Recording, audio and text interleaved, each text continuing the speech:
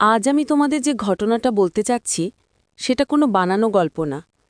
এই ঘটনাটা আমার নিজের জীবনের সবচেয়ে ভয়ঙ্কর অভিজ্ঞতা। এই ঘটনা ঘটেছিল কয়েক মাস আগে, যখন আমি কিছুদিনের জন্য মামার গ্রামের বাড়িতে থাকতে গিয়েছিলাম। বাড়িটা খুব পুরনো, প্রায় ৮০ বছরের মতো। চারপাশে ঘন গাছপালা।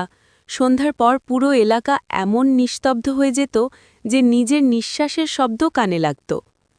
গ্রামের লোকেরা ওই বাড়িটাকে এড়িয়ে চলত। কেউ সন্ধ্যার পর সেখানে যেত না। আমি জিজ্ঞেস করেছিলাম কেন।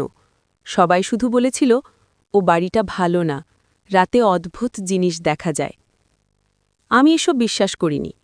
প্রথম রাত ভালোই কেটেছিল, দ্বিতীয় রাতেও কিছু হয়নি, কিন্তু তৃতীয় রাত থেকেই সব বদলে যেতে শুরু করল।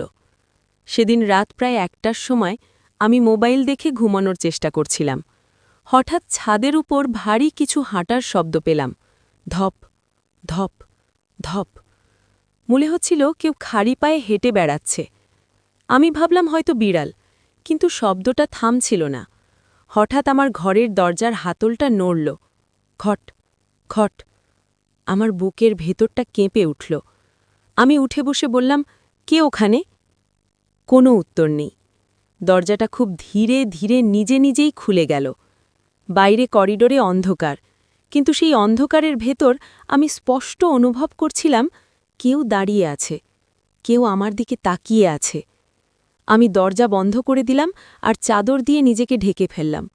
ঠিক তখনই ঘরের ভেতরের বাতাস হঠাৎ ঠান্ডা হয়ে গেল। মনে হচ্ছিল শীতের মতো হাওয়া বইছে। হঠাৎ আমার কানের পাশে খুব আস্তে একটা মেয়েলি কণ্ঠ, তুমি এখানে কেন এসেছ? আমি চমকে উঠে তাকালাম। ঘরে কেউ নেই, কিন্তু আয়নার দিকে তাকাতেই আমার শরীর অবশ হয়ে গেল। আয়নায় আমি নিজেকে দেখছিলাম, আর ঠিক আমার পেছনে দাঁড়িয়েছিল আর একজন, একটা মেয়ে, লম্বা এলোমেলো চুল, সাদা শাড়ি। তার পা মাটিতে ছুঁয়ে নেই, তার চোখ দুটো একদম ফাঁকা, রক্তহীন। সে নড়ছিল না, শুধু তাকিয়েছিল। আমি ঘাড় ঘোরাতে চাইলাম, কিন্তু বাস্তবে আমার পেছনে কেউ ছিল না। আবার আয়নায় তাকালাম। সে আরও কাছে চলে এসেছে। তার ঠোঁট নড়ল। এটা আমার ঘর। আমি কান্নায় ভেঙে পড়লাম। চোখ বন্ধ করে প্রার্থনা করতে লাগলাম। মনে হচ্ছিল আমার বুকের ভেতর থেকে হৃৎপিণ্ডটা বেরিয়ে আসবে। হঠাৎ ঘরের সব শব্দ থেমে গেল। কিছুক্ষণ পর সাহস করে চোখ খুললাম।